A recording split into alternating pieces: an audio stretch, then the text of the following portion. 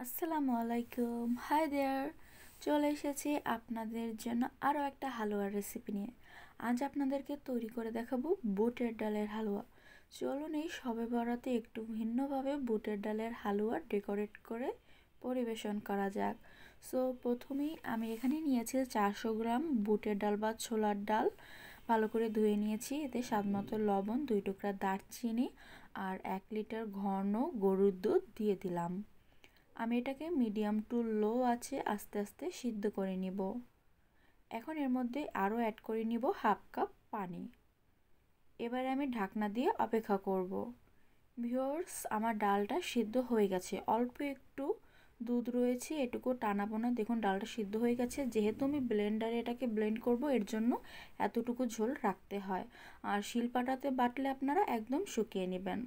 So এবারে আমি একটা ফ্রাই প্যানে 2 চামচ দিয়ে দিলাম ঘি আর দিয়ে দিলাম কাঠবাদাম কুচি। আমি এটাকে 2 মিনিটের মতন সতে করে নিব। সাথে দিয়ে দিলাম কিশমিশ। এগুলোর পরিমাণ নিজেদের ইচ্ছে মতোই আপনারা দিতে পারেন। ভিউয়ার্স, এগুলো সতে করা হয়ে গেছে, এবার তুলে নিচ্ছি।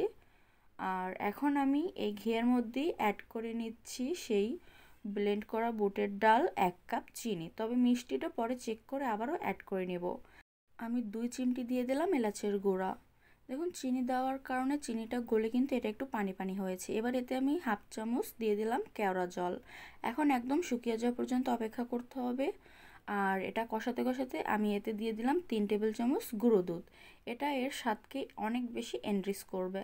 এখন কন্টিনিউয়াসলি নেড়ে এটাকে জাল দিয়ে নিতে হবে, একদমই হাত থামানো যাবে না। আর আমি মিষ্টিটা চেক করে নিয়েছি, একটু কম লাগছিল, এর জন্য আরও হাফ কাপ পরিমাণে দিয়ে দিয়েছি চিনি। আর আমি যে বাদাম আর কিশমিশ রোস্ট করে রেখেছিলাম সেগুলোও দিয়ে দিলাম। আমি মিডিয়াম টু লো আছি এটাকে রান্না করে নিচ্ছি। সব শেষে এতে আরও 1 চামচ ঘি দিয়ে দিলাম। এখন ভালো করে এটাকে এভাবে নেড়ে নেড়ে একদম শুকিয়ে নিতে হবে। যখন দেখবেন হালুয়াটা স্প্যাচুলার সাথে এভাবে উঠে আসছে, একদমই আর হাত নাড়ানো যাচ্ছে না, অনেক বেশি হালুয়াটা শক্ত লাগছে, তখন চুলাটা অফ করে দিবেন। আমি এখানে কাপকেকের মোল্ডে পার্চমেন্ট পেপার আর সাথে বাদাম দিয়ে সেট করে নিয়েছি।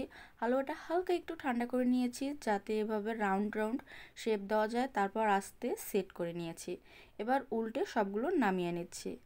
এখন আমি এর থেকে এই পার্চমেন্ট পেপারটা তুলে নেব। সো ভিউয়ার্স, এই দারুণ ইয়াম্মি হালুয়ার ডেজার্টটা আপনাদের কেমন লেগেছে অবশ্যই আমাদেরকে কমেন্ট করে জানাবেন। ভালো লাগলে লাইক অ্যান্ড শেয়ার করুন। থ্যাংক ইউ সো মাচ ফুল ভিডিওটা দেখার জন্য। ইনশাল্লাহ নেক্সট ভিডিওতে দেখা হবে। আর এই রেসিপিটা আপনারা অবশ্যই বাসায় একবার হলেও আমি যেভাবে তৈরি করেছি সেভাবে তৈরি করে ট্রাই করে দেখবেন, ভালো লাগবে। আল্লাহ হাফেজ।